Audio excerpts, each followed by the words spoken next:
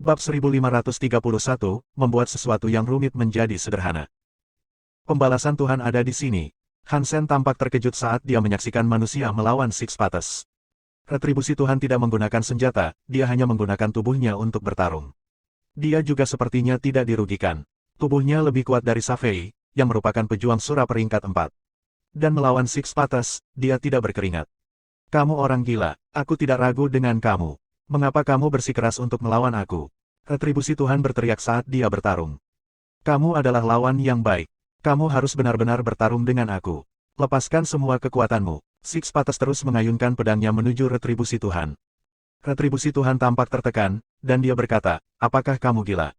Ada lebih banyak elit. Jika kamu ingin pertarungan yang bagus, cari salah satu dari mereka. Aku tidak punya waktu untuk ini. Petik 2. Pembalasan dewa ingin pergi, tetapi keterampilan 6 jalan terlalu banyak, dan mereka melarangnya untuk melarikan diri. Mengapa pesaing sekuat itu ada di Guts Ruin? Mereka berdua pasti kelas super. Tapi jika demikian, bagaimana mereka bisa masuk? Peri kecil terkejut melihat apa yang dilihatnya.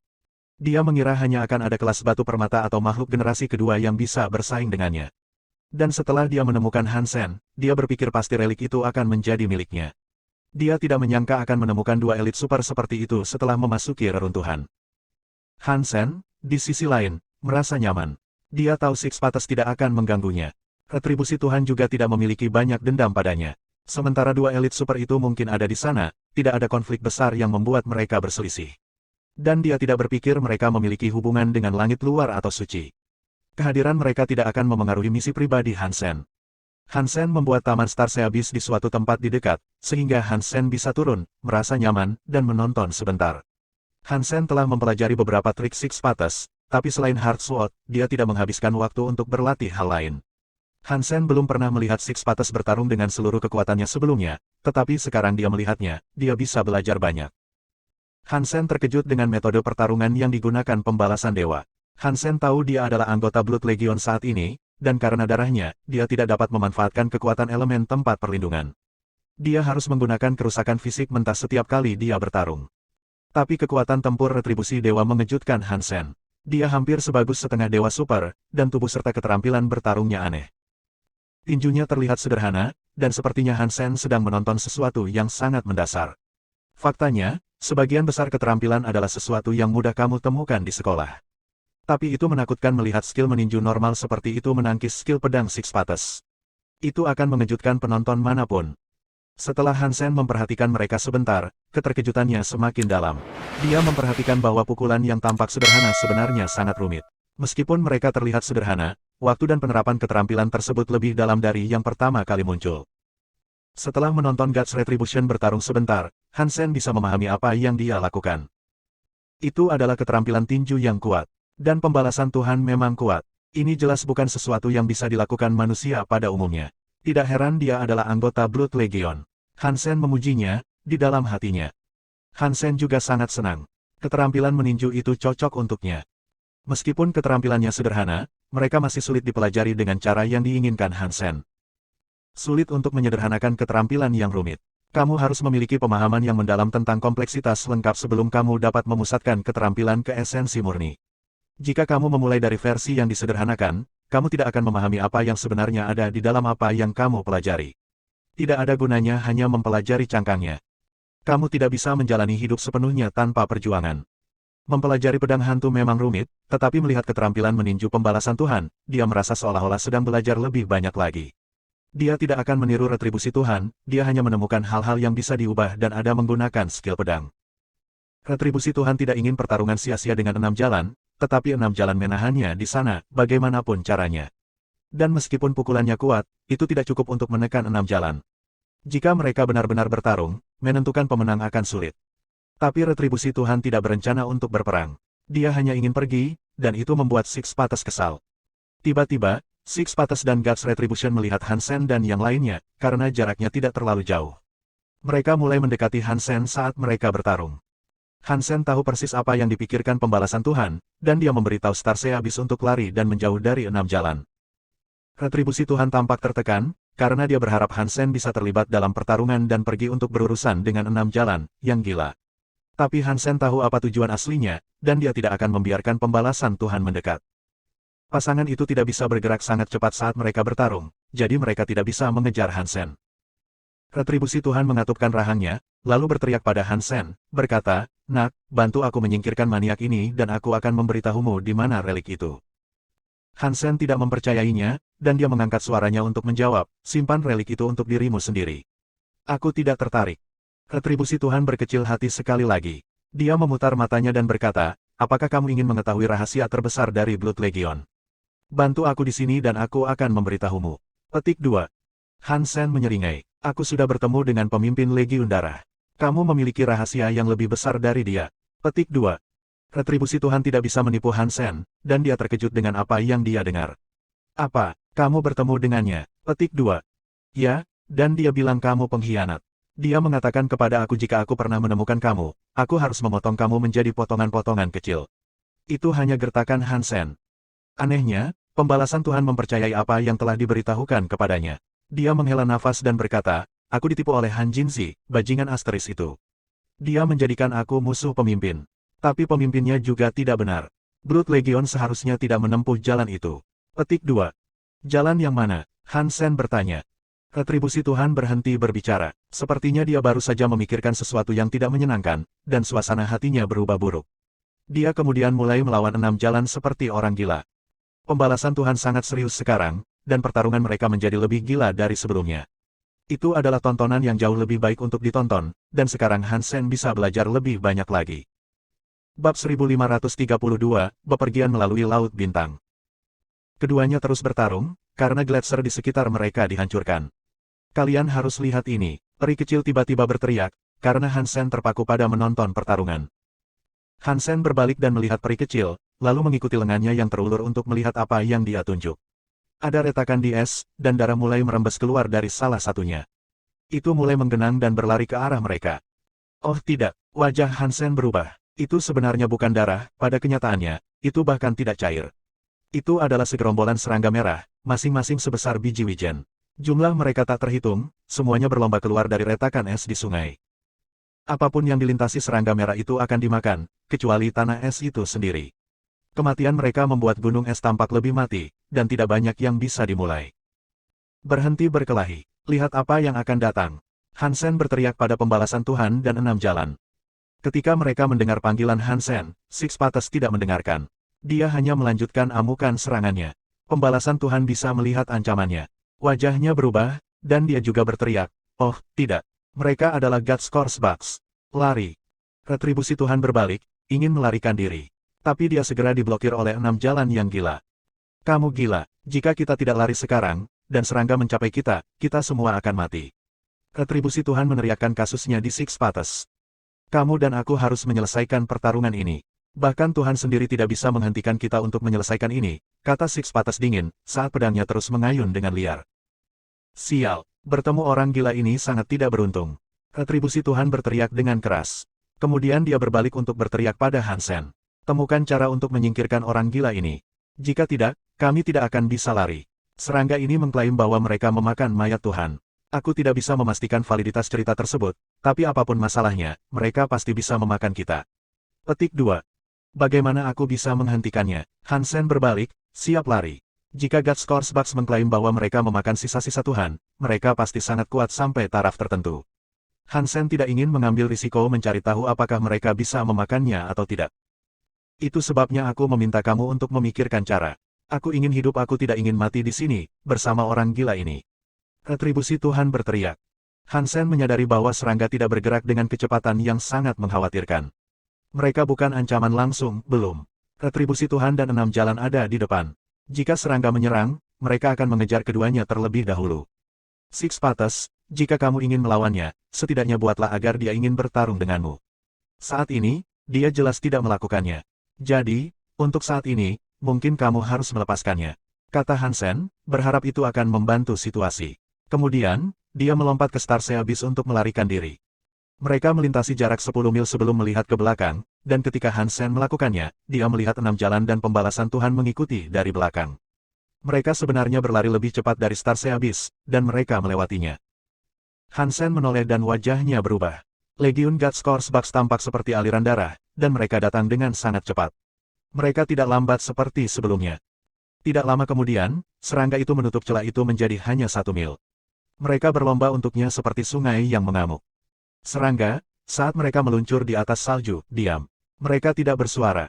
Hansen siap untuk melepaskan punggung Starsea Abyss, karena lebih lambat dari serangga.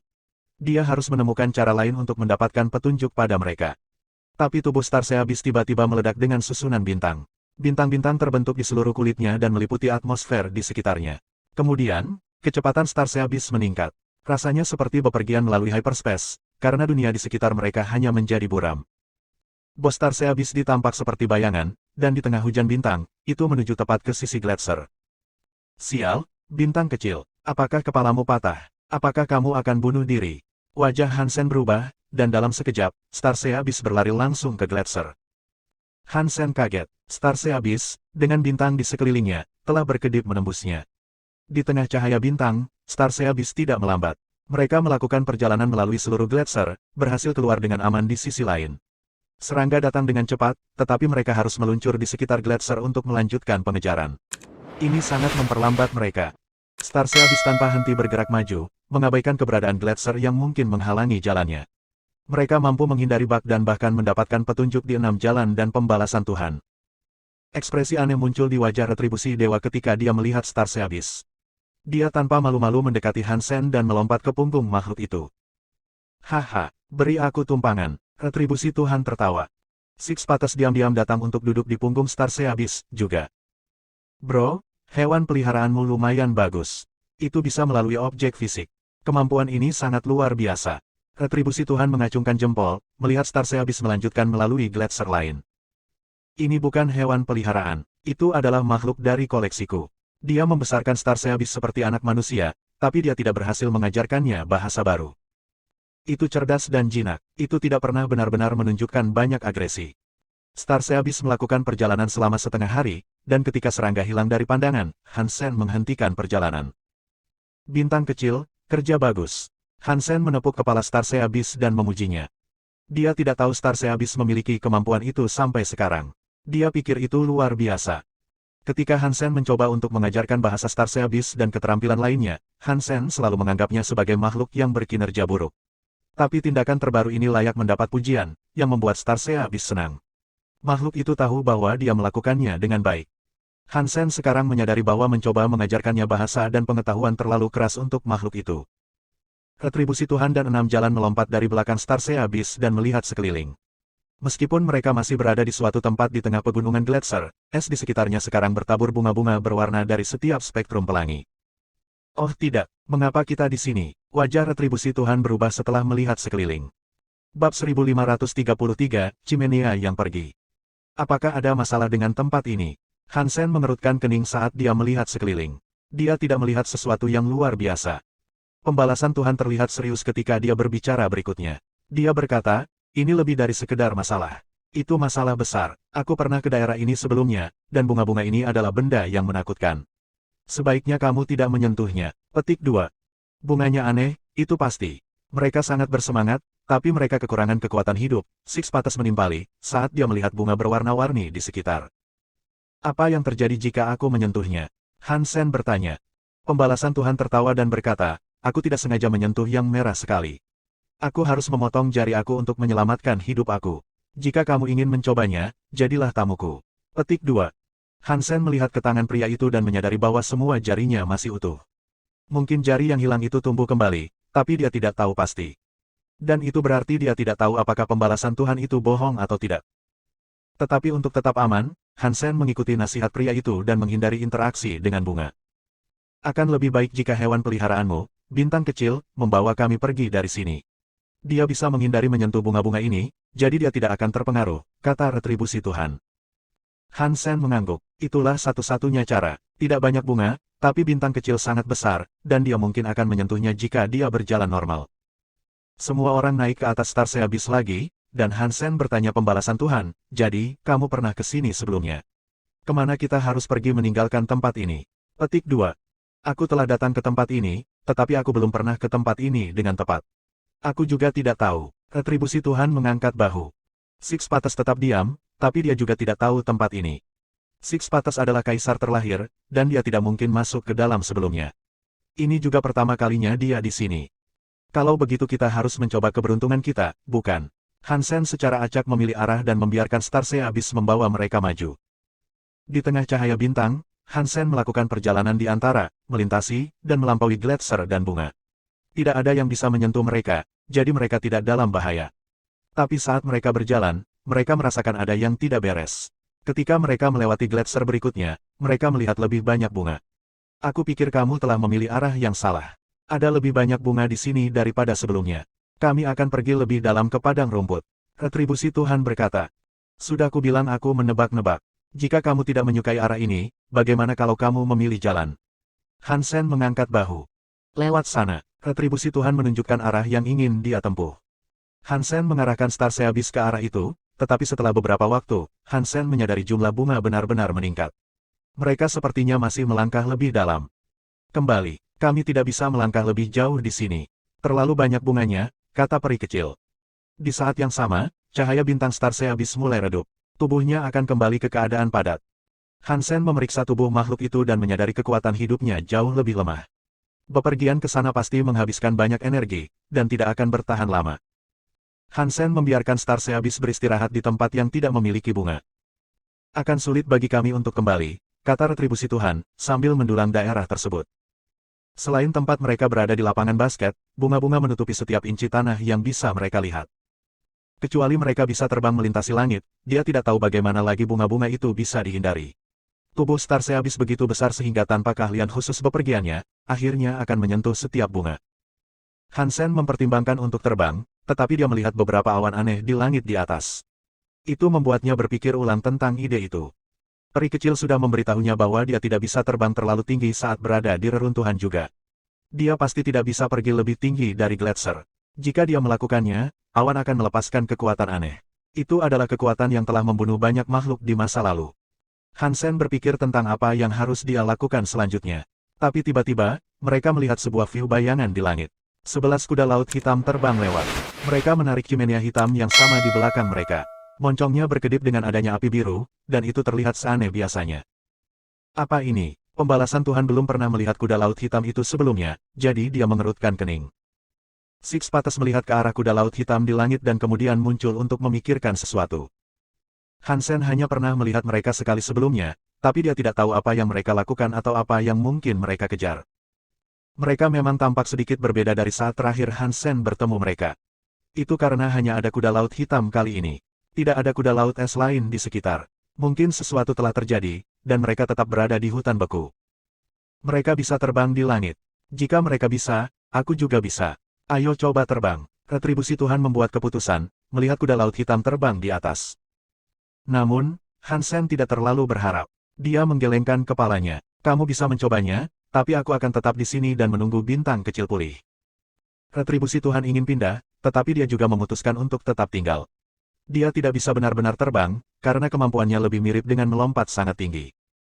11 kuda laut hitam, menarik Chimenia hitam, akhirnya menghilang dari pandangan. Six Patas mengerutkan kening pada mereka sepanjang waktu, dan sepertinya dia tahu satu atau dua hal tentang mereka.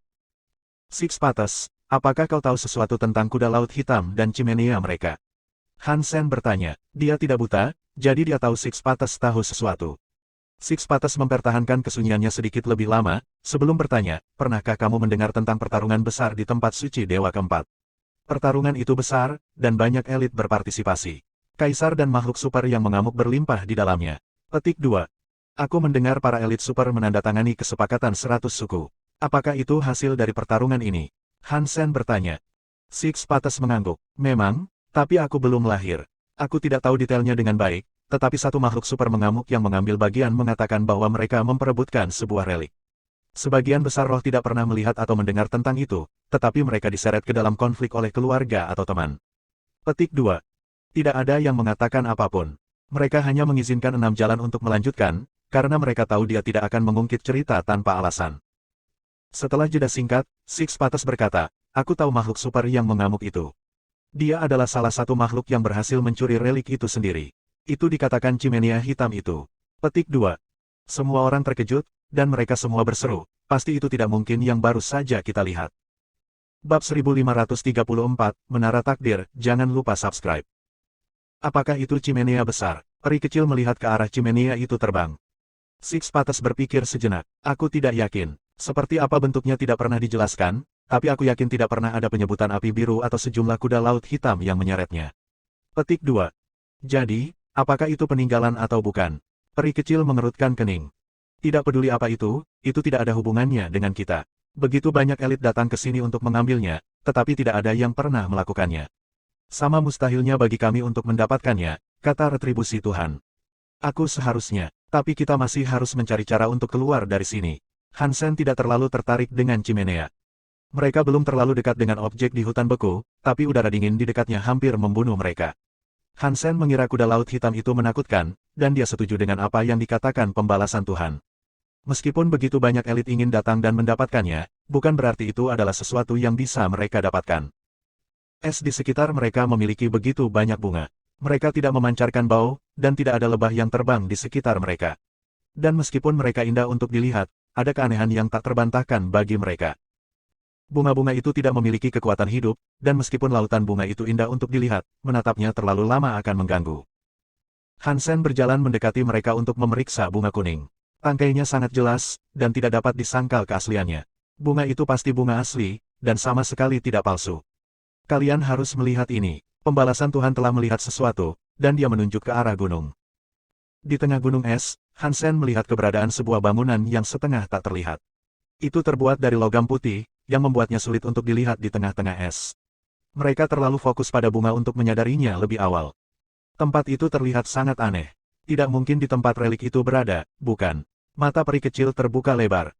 Itu mungkin, retribusi Tuhan setuju. Kamu bilang kamu tahu di mana relik itu, kata Hansen kepada pembalasan Tuhan. Dia pernah berbohong tentang relik Hansen. Pembalasan Tuhan tidak membuat malu tentang ini. Dia hanya tersenyum dan berkata, relik itu adalah misteri. Bisa di sini, itu bisa ada di sana. Petik 2. Hansen sedang tidak ingin berdebat dengan pria itu, jadi dia terus mengintip ke gedung metal putih itu. Gunung es itu tidak terlalu jauh dari lokasinya saat ini.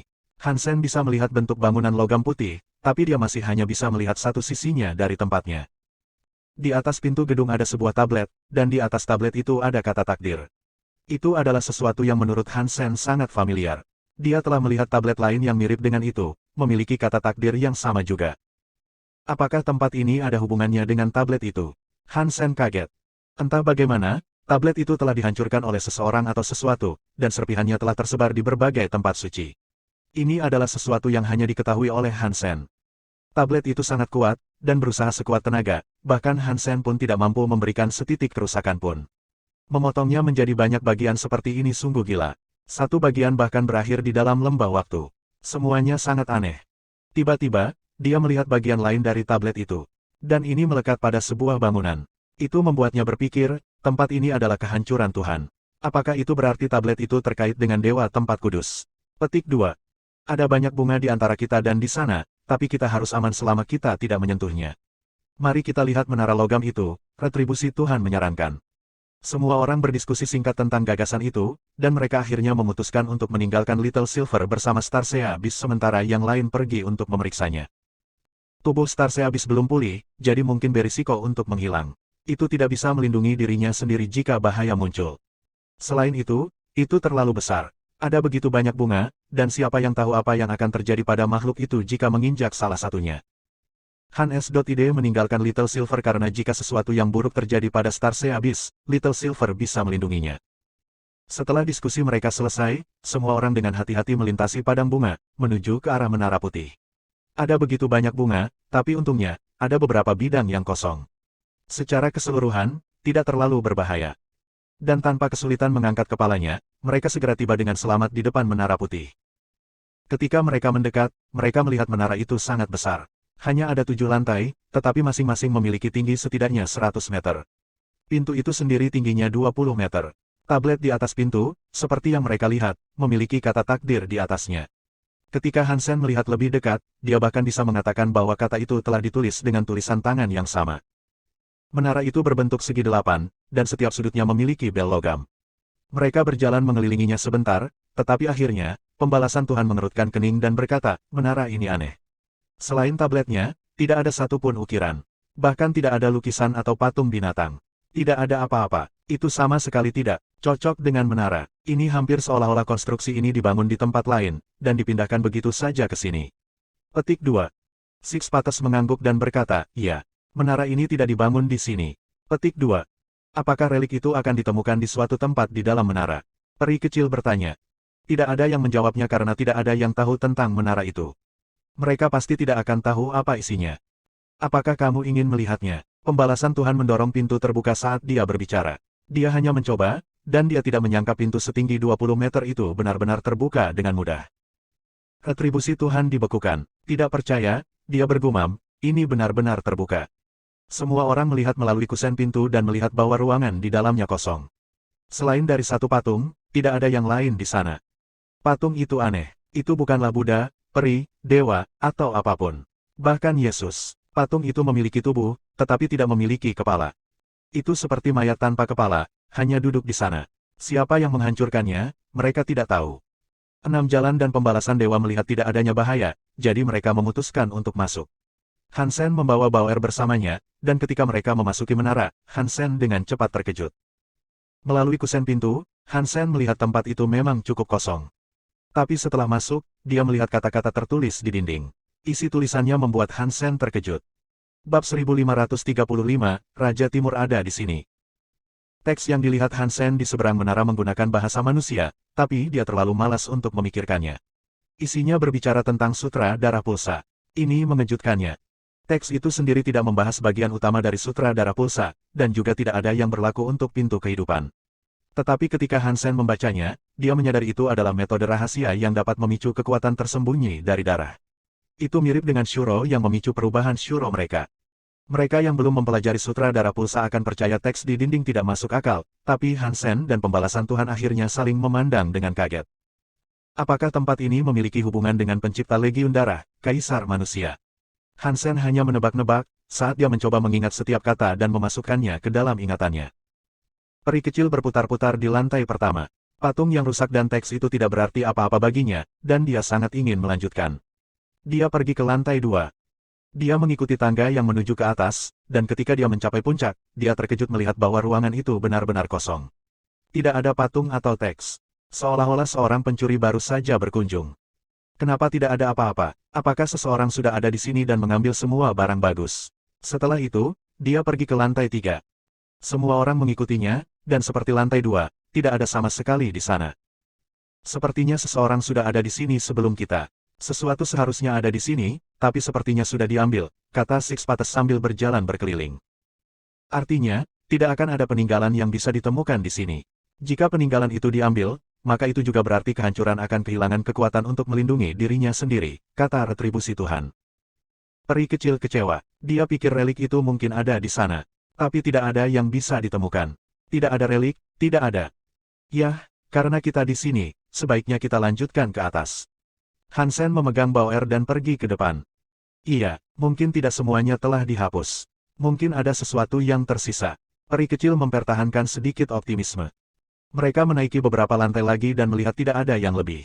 Tempat itu lebih bersih daripada jika pemilik menara menyewa perusahaan pembersih. Setelah kekecewaan berulang kali, peri kecil telah kehilangan semua harapan akan penemuan yang menarik. Tapi bagaimanapun, mereka semua naik untuk mencapai lantai 7. Ketika mereka memasuki lantai 7, semua orang membeku.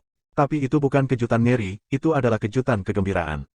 Lantai ke-7 tidak kosong. Banyak hal mengelilingi mereka. Lantai ke-7 memiliki 7 alas batu, dan masing-masing memiliki sebuah benda di atasnya. Ada pedang, perisai, tongkat, kuali, benih, sarung tangan, dan vas. Mereka semua terlihat sangat istimewa. Pada saat yang sama, mereka juga memperhatikan bahwa alas memiliki beberapa kata. Tulisannya tidak orisinal, dan sepertinya sudah dikerjakan di lain waktu. Raja Timur ada di sini. Kata-kata itu ditulis dengan kesimetrisan yang sempurna di setiap alas, tanpa cacat. Bahkan tanda seru. Hansen membeku. Raja Timur telah ada sebelum mereka, tapi kata-kata yang dia tulis menyebalkan. Itu seperti sesuatu yang akan ditulis oleh para pelancong pada umumnya ketika meninggalkan nama mereka di suatu tempat. Peri kecil sedang tidak ingin membaca. Dia terbang langsung ke harta karun itu, ingin mengklaim itemnya. Tapi dengan cepat, Hansen mencengkeram sayapnya dan menahannya. Peri kecil tampak kesal, dan dia bertanya, apa yang kamu lakukan? Hansen melepaskannya dan bertanya, Raja Timur mungkin telah mengambil semua yang ada di lantai bawah. Jika dia melakukan itu tetapi meninggalkan ini di sini, bukankah menurutmu itu akan sedikit aneh? Petik 2. Peri kecil merasakan campuran kekecewaan dan kegembiraan. Dia sangat bersemangat, tetapi setelah mendengar apa yang dikatakan Hansen, dia tidak bisa menahan diri untuk tidak berpikir pasti ada masalah juga. Dia berbalik untuk melihat barang-barang itu lagi, tapi kali ini, tetap di tempatnya. Menurut aku, ada dua kemungkinan. Pertama, Raja Timur mungkin hanya bersikap baik. Dia mengambil apa yang dia inginkan tetapi meninggalkan sisanya untuk diklaim orang lain. Kemungkinan hal itu terjadi sangat kecil. Kemungkinan kedua mungkin dia tidak bisa membawa apa-apa lagi dia, kata retribusi Tuhan. Six Patas melihat ke salah satu alas batu dan berkata, ada yang salah dengan alasnya. Ada sesuatu yang bergerak pada mereka. Itu lemah, tapi aku yakin itu. Petik 2. Retribusi Tuhan mengeluarkan batu dari sakunya. Dari mana dia mendapatkannya, tidak ada yang tahu, itu tampak seperti batu biasa. Dia melemparkannya ke kuali. Pang! Batunya tidak menabrak kuali perunggu. Begitu mendekati alas batu, dimensi di sekitarnya mulai berputar. Batu itu jatuh ke semacam portal dan menghilang. Ketika mereka melihat ke alas lagi, dimensinya telah diperbaiki. Sepertinya tidak ada hal aneh yang terjadi. Perisai ruang vortex, 6 jalan dan pembalasan Tuhan mengerutkan kening. Wajah Hansen tampak redup. Jika penguasa menara telah menggunakan kekuatan itu pada alas batu, dia pasti sangat kuat. Ahli menara juga tidak hanya melakukan perubahan dimensi, dia telah menciptakan pusaran yang berlangsung selamanya. Itu adalah sesuatu yang jauh melebihi kemampuan Hansen dengan Ghost Slash. Ada seseorang yang sekuat itu. Aku ingin tahu siapa dia. Mungkinkah dia dewa di suaka kelima? Six Patas melihat ke tiang penyangga dan berbicara pada dirinya sendiri. Bahkan Kaisar 6 Jalan percaya bahwa tuan dari tempat itu tidak termasuk dalam tempat suci dewa keempat. Baginya untuk memikirkan itu, mudah untuk membayangkan betapa kuatnya entitas itu. Kalau kekuatan sekuat itu melindungi mereka, mungkin itu relik yang kita cari. Ada 7 dari mereka juga. Jadi, setidaknya ada 1 untuk kita masing-masing. Peri kecil berbicara dengan kegembiraan baru. Semua orang merenungkan kata-katanya, menginginkan salah satu item. Tapi mereka sama sekali tidak tahu bagaimana mereka bisa melewati pusaran luar angkasa untuk merebut persneling. Semua orang diam seperti yang mereka pikirkan, bahkan 6 jalan dan pembalasan Tuhan diam. Mereka melihat barang-barang itu, memikirkan tentang bagaimana mereka bisa menembus penghalang. Peri kecil terbang berkeliling saat ini terjadi, tidak berani mendekat. Dia adalah yang terlemah dari kelompok itu, jadi jika Six Patas atau God's Retribution belum mau bergerak, dia yakin tidak akan melakukannya. Aku punya cara yang bisa kita coba. Setelah beberapa saat hening berlalu, Six Patas berbicara. Bab 1536, Keterampilan Rahasia. Dan metode apa itu? Semua orang berpaling untuk melihat 6 jalan. Peri kecil adalah orang yang bertanya, putus asa mencari solusi. Six Patas berkata dengan tenang, Space Vortex Shield berarti ada dimensi di luarnya.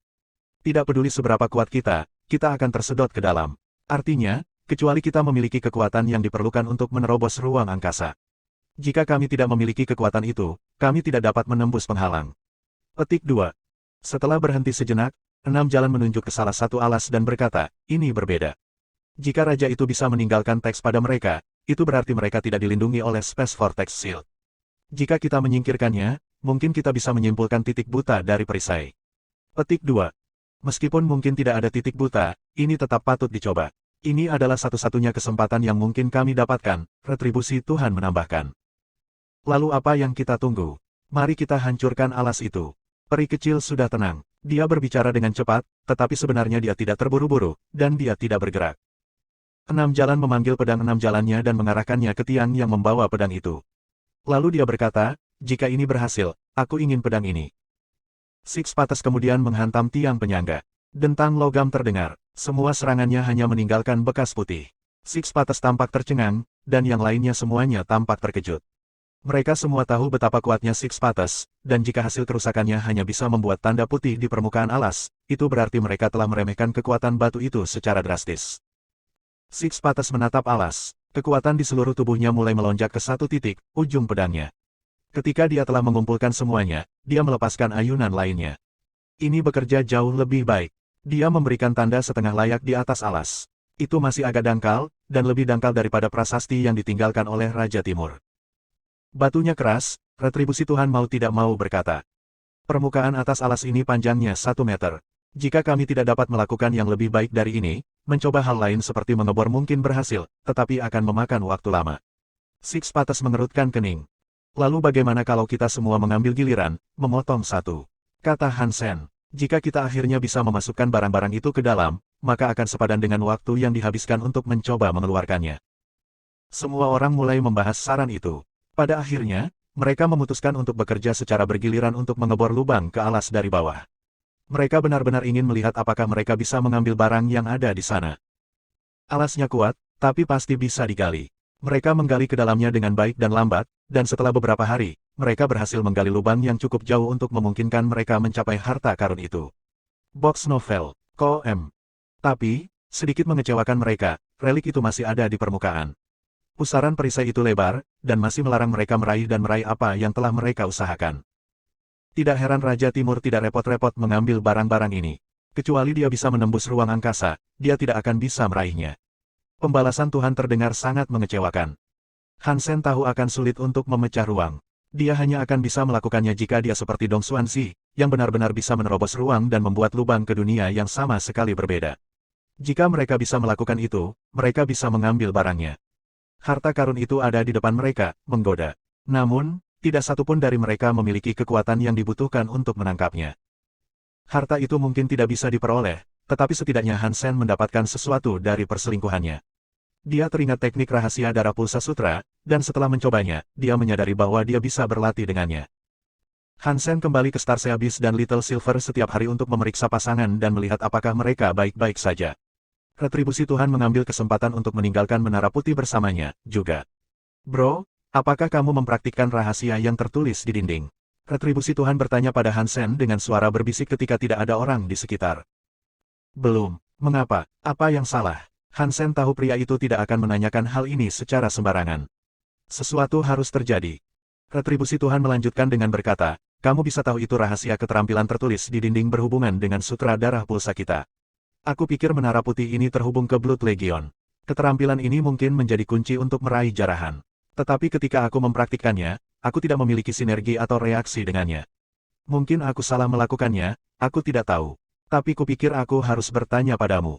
Petik 2. Ketika Hansen mendengar apa yang dia katakan, dia berpikir, bagaimana ini bisa terjadi? Bisakah retribusi Tuhan benar-benar tidak mempraktikkan ini? Ini adalah keterampilan yang terhubung ke sutra darah pulsa. Anggota Blood Legion harus bisa mempelajarinya. Dan jika dia benar-benar tidak bisa, lalu bagaimana aku bisa? Satu-satunya kemungkinan yang dapat aku pikirkan adalah bahwa mungkin retribusi Tuhan tidak mempraktikkan pintu kehidupan.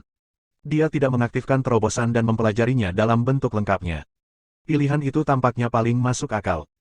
Kamu adalah anggota Blood Legion, jadi jika kamu tidak bisa mempelajarinya, aku pasti tidak bisa.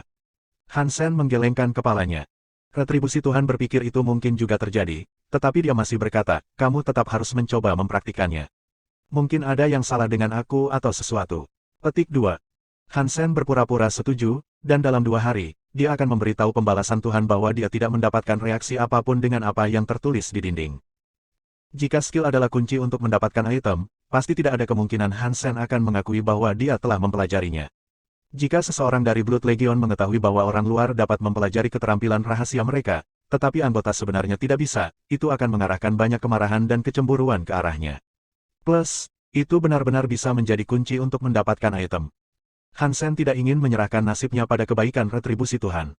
Jadi, dia tidak bisa mengakui kepada pria itu bahwa dia sukses dengan skill rahasia. Tentu saja, retribusi Tuhan mungkin hanya bertindak juga. Mungkin dia bisa mempraktikkannya, dan dia hanya berpura-pura agar dia bisa mengambil semua harta itu untuk dirinya sendiri. Hansen pergi ke tempat di mana Little Silver dan Star Abyss berada. Star Abyss sedang berbaring, hanya menatap menara. Melihat Hansen mendekat, itu berdiri dengan gembira dan berlari ke arahnya. Lidahnya yang besar menjilat wajahnya. Sudah berapa kali aku memberitahumu? Kamu tidak bisa menyapa orang dengan lidah kamu. Hansen telah mengajari Star Abyss banyak perilaku manusia, tetapi makhluk itu masih tidak dapat menyangkal sifatnya. Star Abyss telah pulih sekarang, dan meskipun Hansen telah mempelajari sifat dasar dari skill itu bukanlah sesuatu yang bisa dia capai sepenuhnya dalam 2 hari. Jadi, dia berencana untuk meninggalkan tempat itu dan kembali setelah dia menguasai teknik tersebut. Bab 1537, Terowongan Godlight. Karena mereka tidak dapat mengambil harta karun di dalamnya, Six Paths dan God's Retribution juga berencana untuk pergi. Peri kecil juga melakukannya, meskipun dia enggan meninggalkan harta karun itu. Kalau mereka tersesat lagi, Hansen mengizinkan Star Abyss untuk memandu mereka kembali ke tempat mereka sebelumnya sebelum mereka menemukan bunga.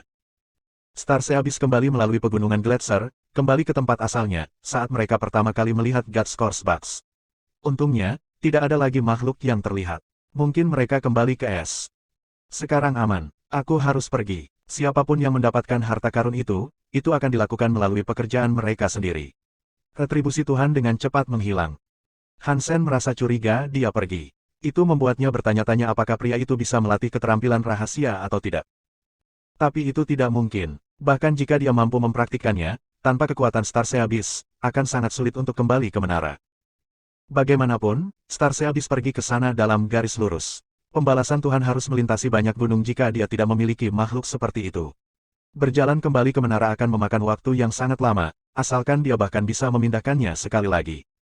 Six Paths juga menawar kepergiannya. Mereka biasanya lebih suka bekerja sendiri, dan mereka tidak pernah suka berbagi harta dengan orang lain. Hansen memutuskan untuk membiarkan Star Seabis beristirahat sebentar sehingga bisa memulihkan energinya. Kemudian, mereka melanjutkan perjalanan ke terowongan Godlight. Ada banyak tempat aneh di Guts Ruin, tapi sangat sedikit makhluk. Selain bak mayat dewa dan kuda laut es, mereka belum melihat yang lain.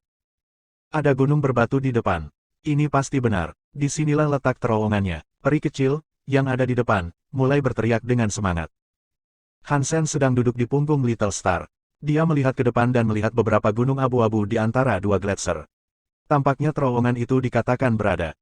Star Seabis menggerakkan kakinya dengan cepat dengan panik untuk sampai ke sana. Tetapi sebelum mereka bisa mencapai gunung berbatu itu, mereka bertemu banyak makhluk. Hansen memandang mereka semua dengan cermat, dan saat itulah dia membeku. Dia berhasil melihat wanita berpenampilan bidadari dan anjing murahan yang menjadi peliharaannya. Saat dia terus melihat sekeliling, Hansen juga melihat Yumiao dan Yusuan. Sepertinya mereka telah membawa teman bersama mereka, untuk menjaga mereka terlindungi dalam perjalanan mereka ke Guts Ruin. Sangat mengejutkan, Hansen melihat wajah familiar lain selain Yumiao dan Dewi. Itu adalah Raja Singa Giok kecil, makhluk yang dia temui di penyimpanan inti Geno lebih dari satu kali. Mereka tidak terlalu kuat, tapi masalah terbesar adalah banyaknya makhluk sekelas batu permata yang mereka bawa. Mereka semua sekuat Dewi dan Yumiao sendiri. Reaksi dan ekspresi wajah masing-masing berbeda ketika mereka melihat Hansen. Yumiao dan Dewi mengerutkan kening, tidak menyangka akan melihatnya di sana.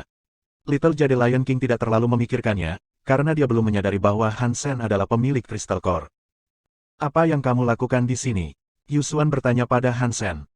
Dia mengira jiwa Hansen rusak tidak bisa diperbaiki, jadi dia tidak menganggap serius manusia. Aku di sini untuk terowongan Godlight. Aku tidak melihat alasan lain mengapa aku datang. Hansen menyipitkan matanya, memeriksa setiap makhluk di sekitarnya. Mereka memiliki beberapa lusin roh dan makhluk yang mengikuti mereka. Hansen menghitung apakah dia bisa menghancurkan mereka semua dan membunuh target favoritnya, Dewi, anjing, Yumiao, dan Yusuan. Dewi dan anjingnya akan menjadi target utamanya. Mereka berdua juga makhluk, jika mereka mati, mereka mati. Jika Hansen membunuh Yumiao dan Yusuan, mereka akan muncul kembali. Tapi membunuh mereka tetap akan terasa menyenangkan, meski itu tidak permanen. Hansen melihat makhluk di belakang Dewi, dan saat itulah dia melihat wajah manusia yang dikenalnya. Itu membuatnya terkejut. Kenapa dia di sini? Hansen melihat Ratu Huang Fujing. Ketika dia kembali ke aliansi, dia telah mengetahui bahwa Ratu adalah setengah dewa. Tapi dia sendiri tidak pernah kembali ke aliansi, jadi dia bertanya-tanya apa mungkin terjadi padanya.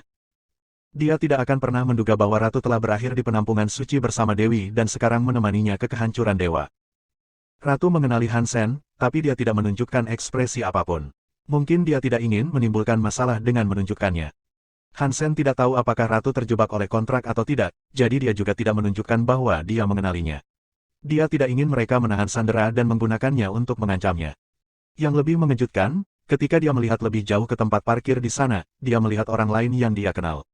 Itu adalah Tang Zhenliu. Dia berdiri di belakang roh yang berada di belakang Yumiao. Keduanya sama, mereka menahan diri untuk menghindari keributan, tapi mereka benar-benar khawatir. Yumiao, yang baru saja dihina oleh Hansen, tampak muram. Dia menjawab dengan tidak menyenangkan, apakah menurutmu terowongan Godlight adalah tempat yang bisa dimasuki siapa saja, jika mereka mau? Langit luar memilikinya sekarang. Beri aku inti Geno batu permata, jika kamu ingin masuk. Petik 2. Sebelum Hansen menjawab, Little Jade Lion berkata, apa maksudmu terowongan itu milik Outer Sky? Ini milik kami, itu milik Lion Mountain. Petik 2. Apa yang kalian berdua bicarakan? Suci adalah master sejati terowongan Godlight.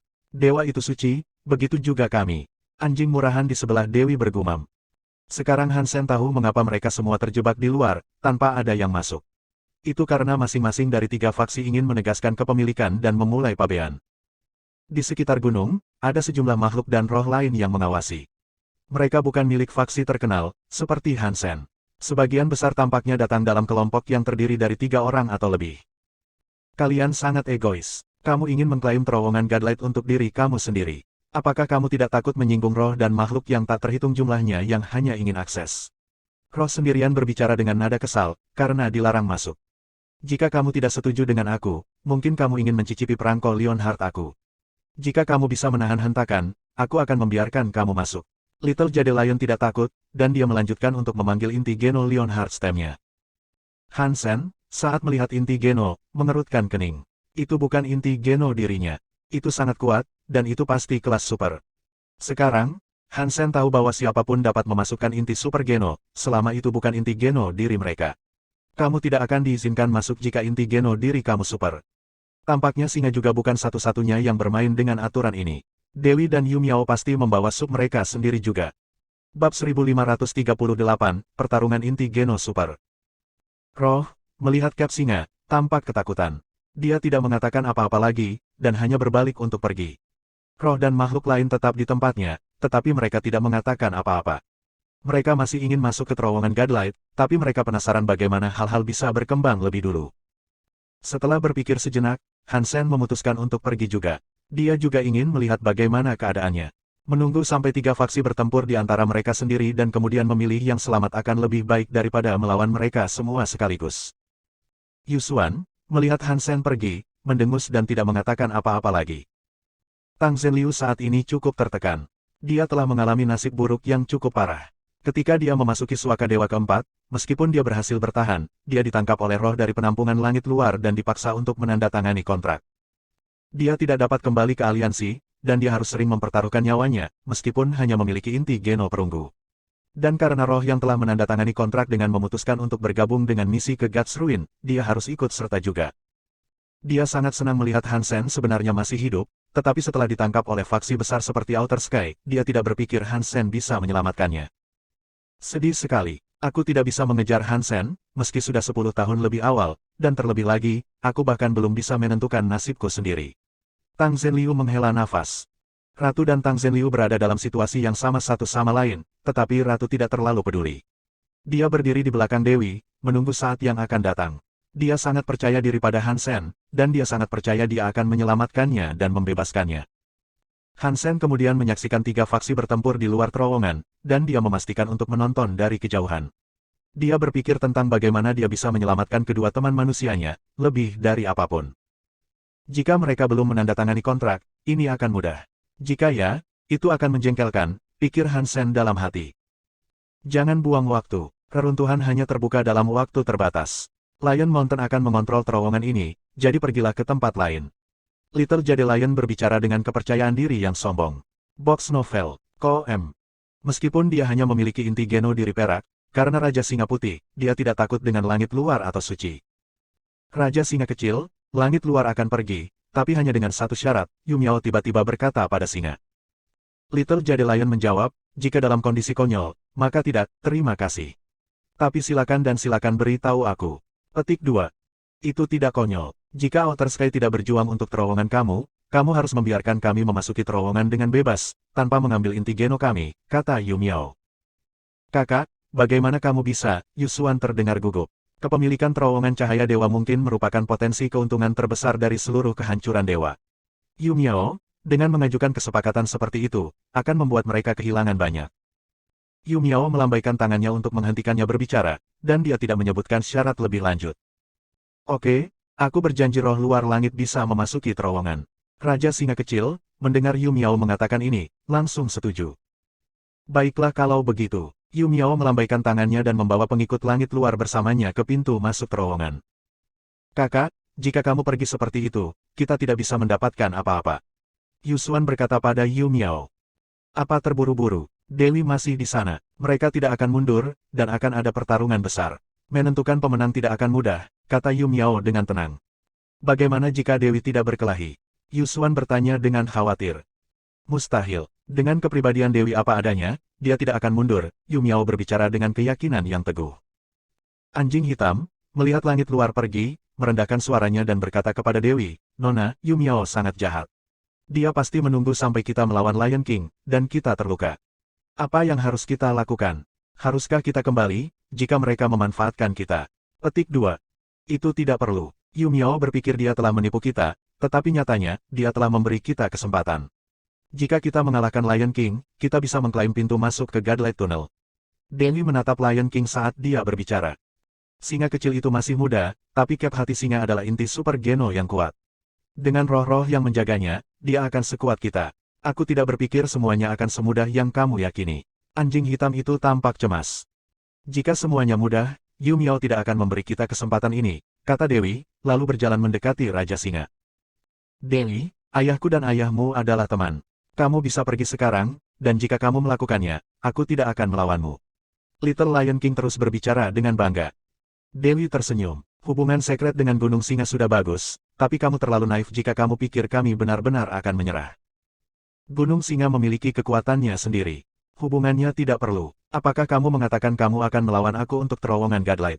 Little Jade Lion tampak kesal.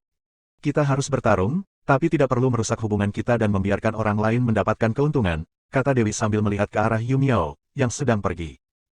Little Jade Lion itu riuh, tapi dia tidak bodoh. Dia tahu Yu Miao hanya berharap untuk mengambil keuntungan.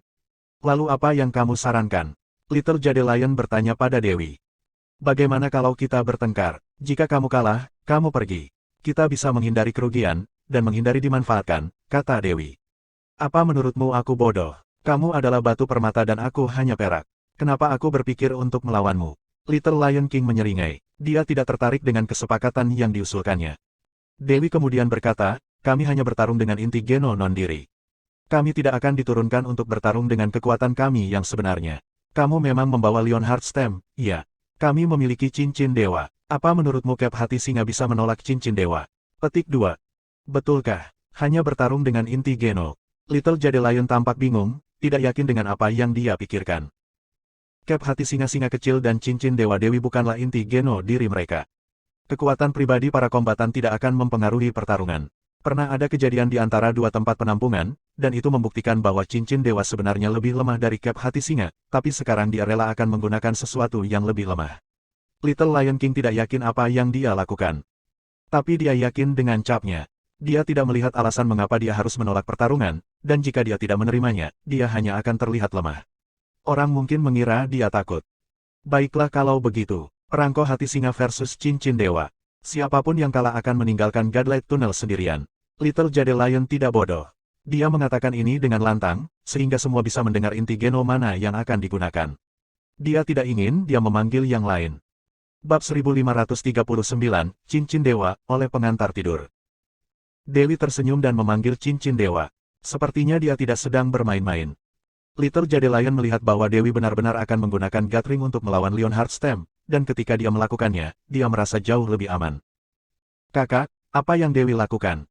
Gatling dulu kalah melawan Leonhard Stem. Apakah itu berarti dia akan kalah lagi? Jika itu masalahnya, maka singa itu benar-benar akan merebut terowongan itu, kata Yusuan. Yu Miao mengerutkan kening dan berkata, Dewi pasti punya tipuan. Singa kecil yang naif itu akan kalah. Petik 2.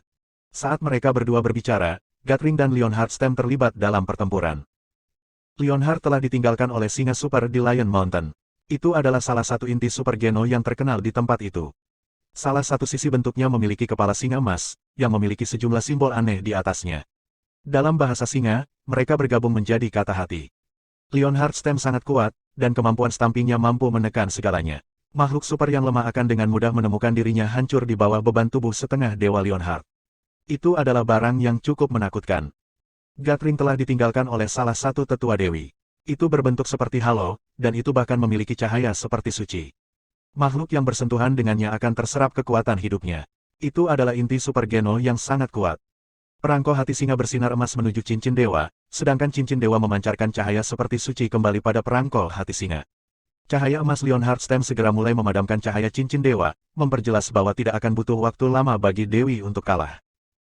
Hansen merasa menarik untuk diamati. Dia berada cukup jauh dari inti super Geno, tetapi dia masih bisa merasakan gemuruh pertempuran yang bersahaja. Karena besarnya kekuatan yang bertabrakan, itu memberi tekanan pada Gletser dan mulai menghancurkannya. Segala sesuatu dalam beberapa klik benar-benar hancur. Box novel, KOM. Ini terjadi di dalam God Ruin, untungnya. Jika ini terjadi di luar, seluruh gunung akan terpisah. Ada kekuatan seperti itu dalam inti ini, tapi anehnya, mereka tidak lebih baik dari inti Geno Dewa aku. Aku tidak tahu apakah mereka memiliki orang lain yang lebih baik, tetapi jika tidak, aku pasti bisa menyerang. Mata Hansen bersinar saat dia berpikir. Melihat cahaya emas Leonhard Stem menghancurkan dan memudarkan cahaya yang dipancarkan oleh Gatring, itu jelas bahwa musuhnya tidak akan bertahan lama. Perangko emas Leonhard Stem sedang bersiap untuk memberikan pukulan terakhir dan menghancurkan cincin itu untuk selamanya. Jika dicap, tidak ada harapan untuk menahan kekuatan, dan itu akan hancur. Little Jade Lion merasa sangat sombong sekarang, tetapi ketika Leonhard Stem memutuskan untuk menjatuhkan Gatring, dia tiba-tiba melihat cahaya suci meningkat volumenya. Itu bersinar terang untuk menyerap pengganggu, dan dalam sekejap, Leonhard Stem menghilang ke dalam cahaya yang menyilaukan. Saat cahayanya meredup lagi, cincin halo putih telah mengecil untuk mengencangkan dirinya di sekitar perangko Leonhard seperti pita yang membatasi. Lampu emas Leonhard Stem juga telah padam di cengkeraman ring. Dewi mengulurkan tangannya, dan tak lama kemudian, cincin dewa mendarat di telapak tangannya dengan cap hati singa yang menyusut di dalamnya. Bagaimana mungkin? Wajah Little Jade Lion berubah, dan matanya hampir jatuh dari rongganya. Dia tidak percaya bahwa cap hati singa telah diambil darinya oleh Gatring. Leonhard Stem telah melawan Gatring beberapa kali di masa lalu, dan belum pernah Gatring menang sebelumnya. Itu secara konstan peringkat di bawah Leonhard Stem, juga. Tapi tiba-tiba, itu telah diberi kekuatan yang diperlukan untuk membatasi dan mengunci cap Leonhard. Itu adalah tindakan Little Jade Lion yang berjuang untuk percaya bahwa dia melihat. Bagaimana mungkin? Tentunya itu tidak mungkin Gatring. Bagaimana bisa Gatring memiliki kekuatan yang cukup untuk menjerat Leonhard Stem?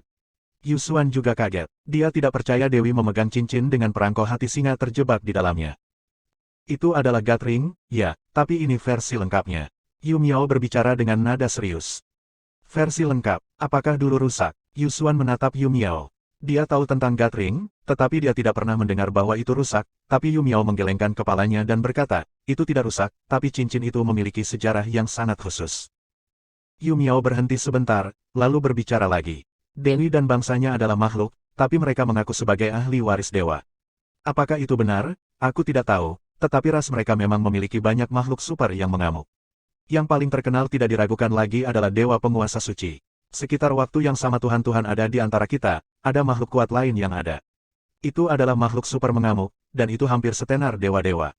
Sayangnya, ia kalah dalam pertempuran penting dan gagal menjadi pemimpin suci. Petik 2. Apakah dia orang yang memiliki cincin dewa? Yusuan tampak kaget. Yu Miao mengangguk. Kekuatan Protoss sangat istimewa, dan itu karena separuh darah mereka bukan milik mereka. Mungkin itu berasal dari ibu mereka, tetapi kekuatan mereka bukanlah Protoss murni. Inti Super Geno yang mengamuk, bahkan jika digunakan oleh Protoss, tidak dapat menggunakan kekuatan penuh mereka. Kekuatan yang ditampilkan tidak berbeda dari inti Super Geno rata-rata. Dan seiring berjalannya waktu, hanya sedikit orang yang ingat bahwa ini adalah salah satu inti Geno. Mereka telah lupa bahwa itu adalah inti Super Geno yang mengamuk. Petik 2. Maksudmu Dewi bisa menggunakan semua kekuatannya. Apakah dia Protoss murni? Jika orang lain dari jenisnya tidak dapat menggunakan kekuatan penuhnya, bagaimana dia bisa? Yusuan sekarang mencari Dewi dengan tatapan tidak percaya. Yu Miao menggelengkan kepalanya. Aku tidak tahu, tapi itu tidak terlalu penting sekarang. Hal penting yang perlu diketahui saat ini adalah bahwa hal ini menempatkan kita pada situasi yang buruk. Aku sangat berharap singa itu tidak sekeras kepala orang tuanya. Jika tidak, tidak akan ada kesempatan bagi kita untuk mengambil terowongan Godlight. Petik 2. Dewi mengambil cincinnya dan mengembalikan cap hati singa ke singa. Lalu, dia berkata, Raja Singa Kecil, maukah kamu menepati janjimu? Little Jade Lion King mengambil cap itu. Wajahnya berubah menjadi hijau, dan dia tidak bisa memaksa dirinya untuk mengatakan apa-apa tentang melanggar kesepakatan. Little Lion King tidak asing dengan kekalahan. Kita bisa menjaga terowongan cahaya dewa bersama-sama dan memetik manfaatnya sendiri, Yu Miao berteriak, dari seberang jalan. Jika aku kalah, aku kalah. Terowongan Godlight ini tidak ada hubungannya dengan Lion Mountain lagi. Little Jade Lion mengertakkan giginya, lalu memberi isyarat kepada orang-orang dari Lion Mountain untuk mengosongkan area di sekitar terowongan. Tunggu, sebelum Little Lion King bisa pergi, seseorang terdengar berteriak dari luar lembah. Semua orang melihat ke atas dan melihat orang yang berteriak pada Little Lion King tidak lain adalah Hansen. Mereka terkejut, dan mereka tidak tahu apa yang diinginkannya. Bab 1540, Membunuh Anjing Punggung Hitam. Hansen mendekati Raja Singa Kecil, mendorong Yu Miao dan Dewi untuk melihatnya. Mereka tidak yakin dengan apa yang dia inginkan. Meski Little Jade Lion masih muda, Dewi dan Yu Miao tidak berani menyakitinya. Ya, Dewi telah mengambil perangko hati singanya, tetapi dia memastikan untuk mengembalikannya. Mereka semua takut akan amukan Raja Singa Putih. Ketika perusahaan Little Jade Lion melihat Hansen mendekat, mereka tampak cukup waspada. Mereka semua menatap Hansen dengan marah, seolah mereka siap untuk mencabik-cabiknya. Apa yang sedang kamu lakukan? Little Jade Lion sedang dalam mood yang tidak baik. Dia menanyakan pertanyaan Hansen dengan dingin, dan jika jawabannya tidak menyenangkannya, dia siap untuk menyerang manusia dan mencabik-cabiknya. Setidaknya itu akan menjadi pelampiasan kemarahan yang dia rasakan, setelah kalah dalam pertempuran yang baru saja dia lakukan. Apakah kamu tidak ingat kesepakatan kita? Kata Hansen. Dia ingin melihat apakah Little Lion King akan menepati janji yang telah dia buat. Jika dia melakukannya, dia akan membantu Raja Singa Kecil merebut kembali terowongan Godlight. Jika dia melakukan itu, setidaknya makhluk itu akan mendapat manfaat. Hansen tidak memiliki banyak orang yang bekerja untuknya, dan jika dia mengambil terowongan Godlight, dia tidak akan memiliki angka untuk menjaganya. Jika Hansen bisa memihak-pihak Lion King, itu akan ideal. Jika Little Lion tidak menepati janjinya, bukan berarti Hansen akan kehilangan banyak. Dia melihat pertarungan melawan Dewi, dan jika dia harus melawan singa, dia tidak takut dengan prospek itu. Box novel, itu kamu. Setelah mendengar Hansen mengatakan ini, wajah Little Jade Lion King menjadi terdistorsi karena terkejut. Dia tidak mengira Master Crystal Core adalah manusia, dan dia tidak menyangka akan melihatnya di sana. Dia tidak tahu bagaimana harus menanggapi. Yu Miao dan Dewi melihat ekspresi Little Lion King, dan itu membuat mereka cemberut. Mereka tidak tahu apa-apa tentang kesepakatan antara Hansen dan singa kecil, atau mengapa itu cukup penting untuk membuatnya bereaksi seperti itu. Hansen melangkah lebih dekat ke Little Lion King, dan makhluk di belakang mulai mengaum padanya. Mereka siap untuk mencabik-cabiknya. Berhenti. Wajah Little Jade Lion King terlihat aneh, tapi dia tetap membawa makhluknya ke tumit. Hansen berjalan di depan Little Jade Lion King dan mencondongkan tubuh ke dekat telinganya untuk berbisik, "Kamu bantu aku di God's Ruin, dan setelah itu, kamu lolos. Aku tidak akan memilikimu." Petik 2. Suasana hati Little Jade Lion King diperbarui dengan kebahagiaan. Beberapa saat sebelumnya, hatinya telah diikat dengan kontradiksi. Dia tidak ingin mengkhianati martabatnya dan mematuhi manusia sebagai tuannya, tapi kesepakatan adalah kesepakatan. Bukannya dia bisa mengatakan tidak. Sekarang Hansen baru saja memberitahunya bahwa dia hanya menginginkan bantuan di God's Ruin. Little Jade Lion berseri-seri dengan kebahagiaan. Dia berkata dengan lantang, "Tidak masalah. Jika ada yang kamu butuhkan, beritahu aku. Dengan aku di sini, aku akan memberikan bantuan aku untuk segalanya." Petik 2. Yu Miao dan Dewi mengerutkan kening, sama sekali tidak tahu apa yang dikatakan Hansen kepada singa untuk membuatnya berperilaku sedemikian rupa. Hansen tersenyum. "Aku tidak butuh banyak, tapi aku akan mengambil terowongan Godlight. Dan saat diambil, kamu dan orang-orang kamu dapat melindunginya. Dari sana, temuan apapun yang kami buat juga dapat dibagikan setengah-setengah." Petik 2. Oke, Raja Singa Kecil setuju. Meskipun dia merasa bahwa dia tidak akan banyak membantu dalam mengklaim terowongan tersebut, dia tetap lebih memilih ini daripada diperbudak. Jadi, dia tidak akan ragu dalam kontribusinya.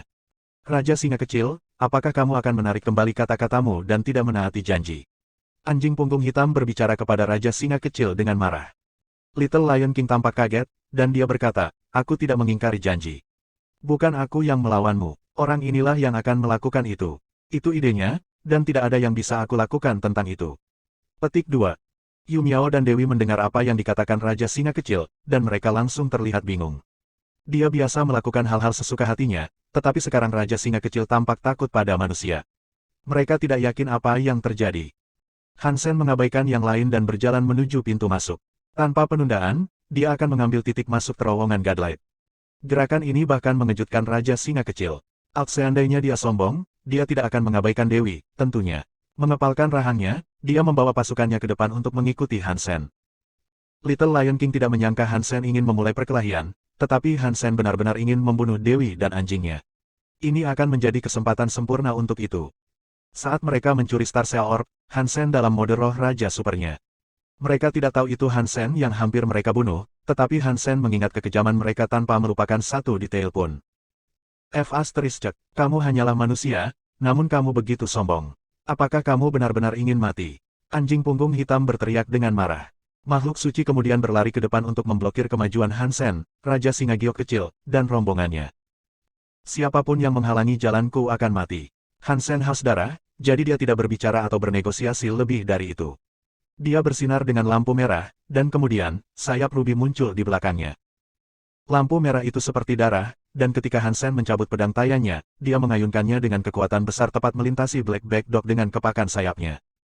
Anjing punggung hitam hanya memiliki inti geno batu permata, dan dia tidak menyangka manusia akan menyerang dia dengan begitu berani. Dia belum mempersiapkan diri, jadi sudah terlambat baginya untuk menghindar. Dia memuntahkan cahaya hitam dan mencoba memblokir Hansen. Tapi cahaya merah menembus cahaya hitam di mulutnya, dan saat Hansen melewati Black Back Dog, dia berbisik ke telinganya, "Ingat Starshell Orb." Murid Black Back Dog menjadi kecil. Dia memandang Hansen, mencoba mencari tahu apa yang mungkin dia inginkan, tetapi Taya sudah memenggal kepalanya. Kepala anjing itu, dengan ekspresi ketakutan dan kebingungan, berguling-guling di udara. Semua orang membeku. Itu terjadi terlalu cepat bagi siapapun untuk bereaksi. Tidak ada yang menyangka manusia akan membunuh makhluk dari suci seperti itu. Mata Dewi terbuka lebar, dan dia juga diam membeku. Dia tidak percaya Hansen telah membunuh anjing punggung hitam miliknya. Little Jade Lion King juga membeku. Dia tidak mengira Hansen segera mulai membunuh, dan mulai dengan Black Back Dog, tidak kurang. Sejarah Black Back Dog adalah sesuatu yang istimewa. Itu adalah pewaris makhluk super yang tumbuh di sisi Dewi. Itu adalah karakter Secret Shelter yang terkenal dan terkenal. Hal yang menakutkan adalah, itu adalah satu pukulan terbunuh dengan cara yang mengerikan. Ia bahkan belum diberi kesempatan untuk melawan. Anjing itu mungkin saja ceroboh, tetapi manusia yang membunuhnya jelas pasti seseorang yang istimewa juga. Hansen ada di udara, masih bersinar merah dengan sayapnya mengepak. Semua orang menatapnya dengan ekspresi rumit. "Matilah kau." Mata Dewi dipenuhi dengan amarah yang mematikan. Black Back Dog mungkin adalah bawahannya, tapi dia telah menjadi lebih dari itu selama bertahun-tahun. Mereka tumbuh bersama. Black Back Dog terbunuh membuatnya sangat marah. Dia tidak bisa menyembunyikan fakta bahwa dia ingin membunuh Hansen sekarang.